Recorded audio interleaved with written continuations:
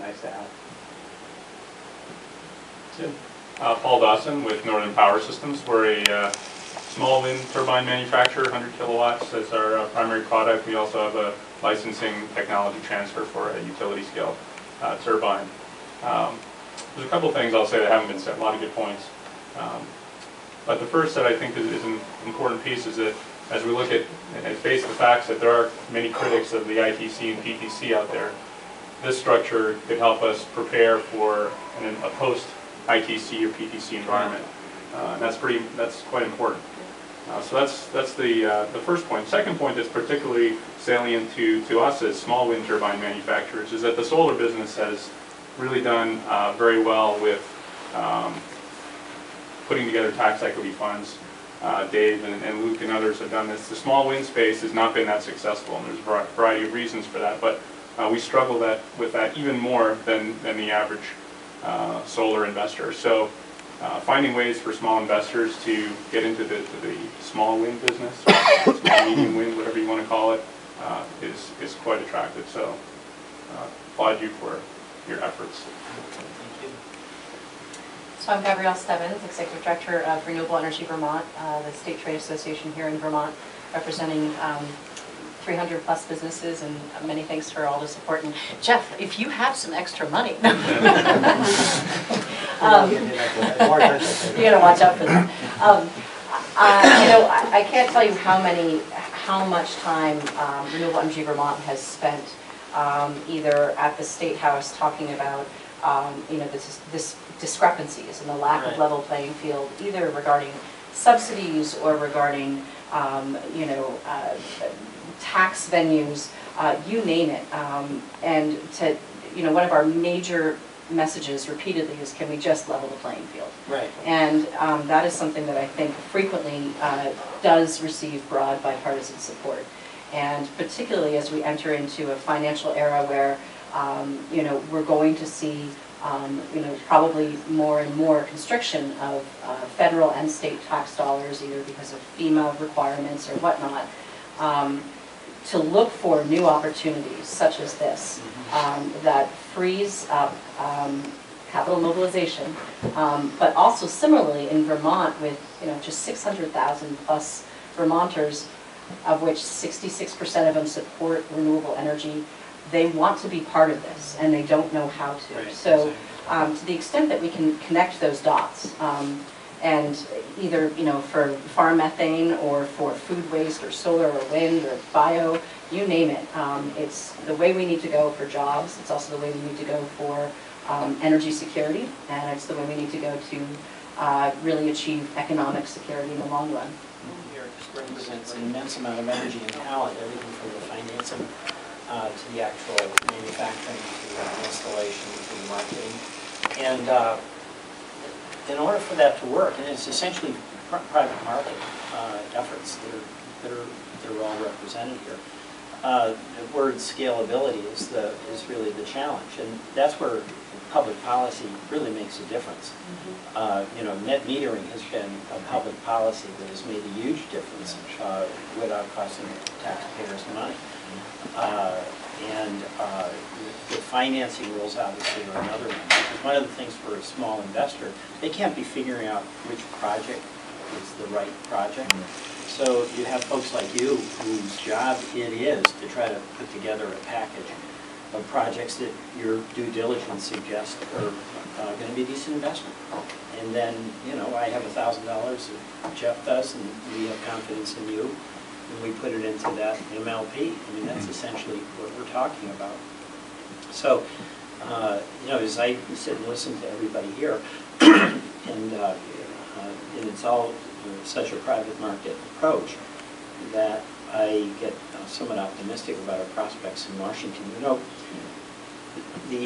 We're having horrible fights down there on really sort of stupid debates about whether climate change doesn't exist, and you scratch your head on that. But on the other hand, what I've seen, and Andrew was very much really kind of helped us so much when we were first elected, was that the space about energy efficiency and clean energy that is market-based is a place where there's some significant potential for common ground. So, you know, I'm working on this with Ted Poe, who is a very, very conservative Republican from Texas. There's another member, I'm on the Energy and Commerce Committee with a congressman from Colorado called Cory Gardner, and he and I started the Energy Efficiency Caucus.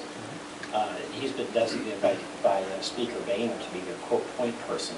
And we basically disagree on, you know, pretty much everything.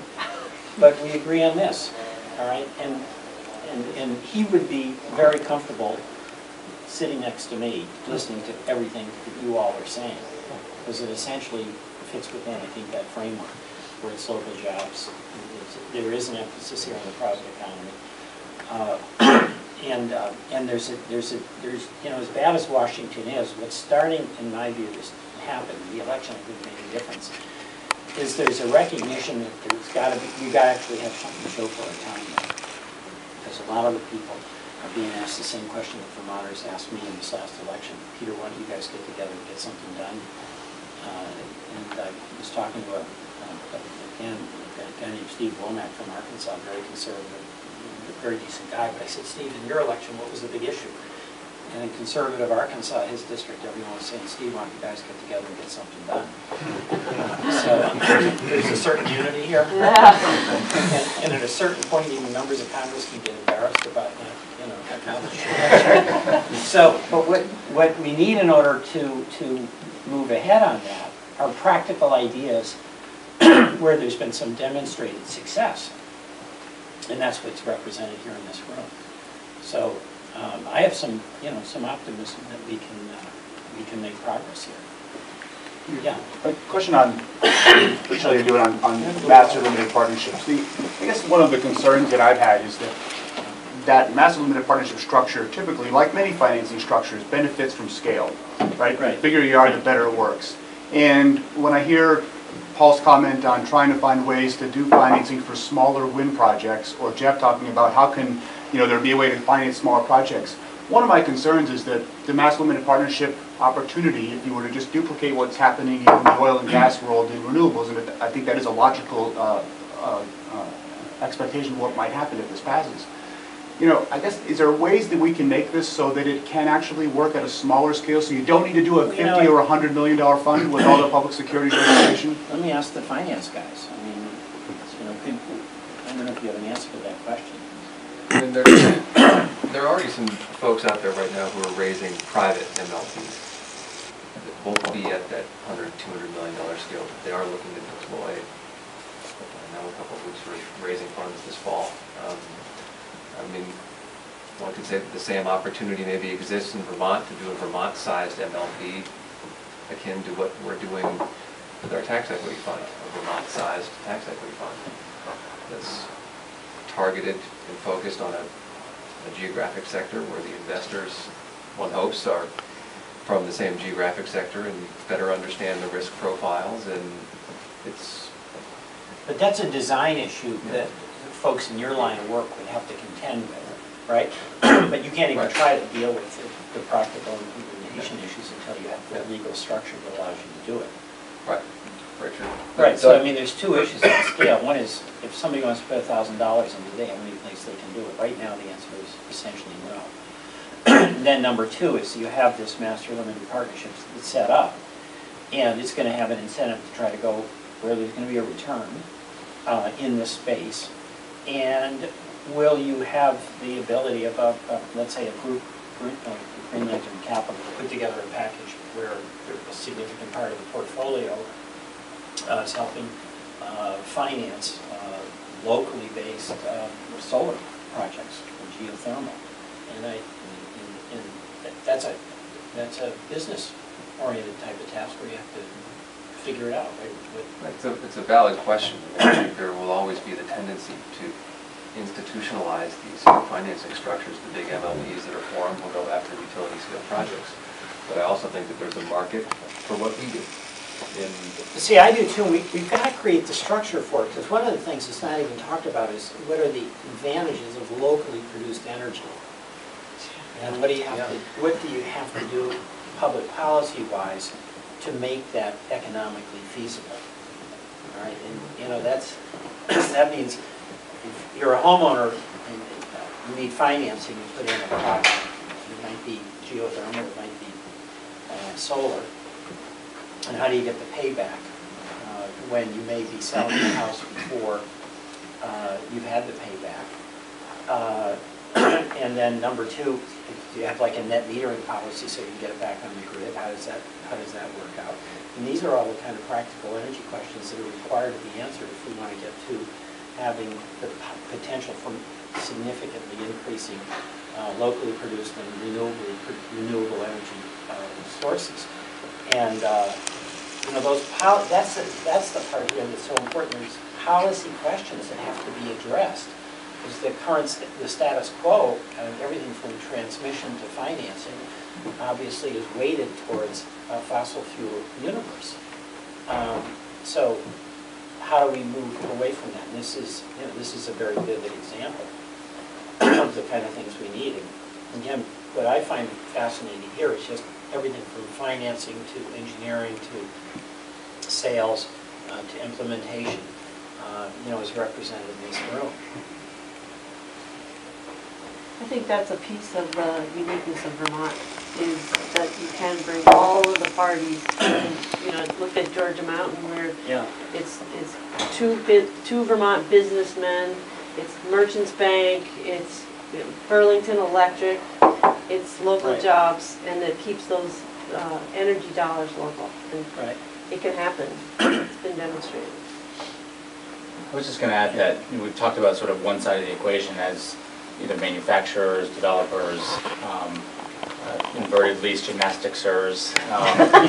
But I think with MLPs and speaking generally about reducing the cost of financing projects, if you, for example, like if MLPs are receiving, you're receiving a 5 or 6% return in that investment versus a tax equity investor, which is going to demand low double-digit return, you've just decreased the cost of capital by half. And the output is a lower cost renewable energy project, and therefore sort of on the other end of the equation, consumers of energy get renewable energy at a lower cost. Right. So it's a whole other piece of the equation that certainly helps with jobs here and helps with us doing our jobs, but also then on the other side of things produces a lower cost energy source. And closer to grid parity, closer to the goal that we all hope to achieve, where we have renewables competing on a level playing field and actually beating the pants off of fossil fuels. So. And to follow up with Andrew on, we talk about leveling the playing field, but really renewables are becoming mainstream, and that's the key, because we have a bank in town that's an international bank. They're financing tar sands in Alberta to the tune of $28 billion in loans and guarantees.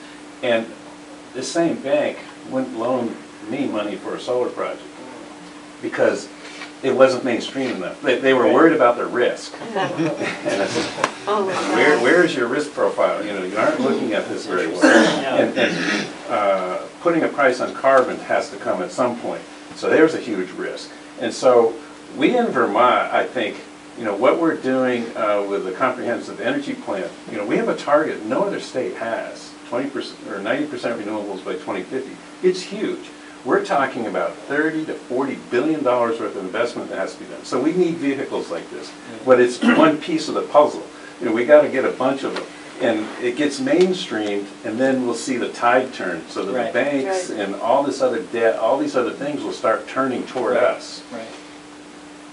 No, that's exactly right.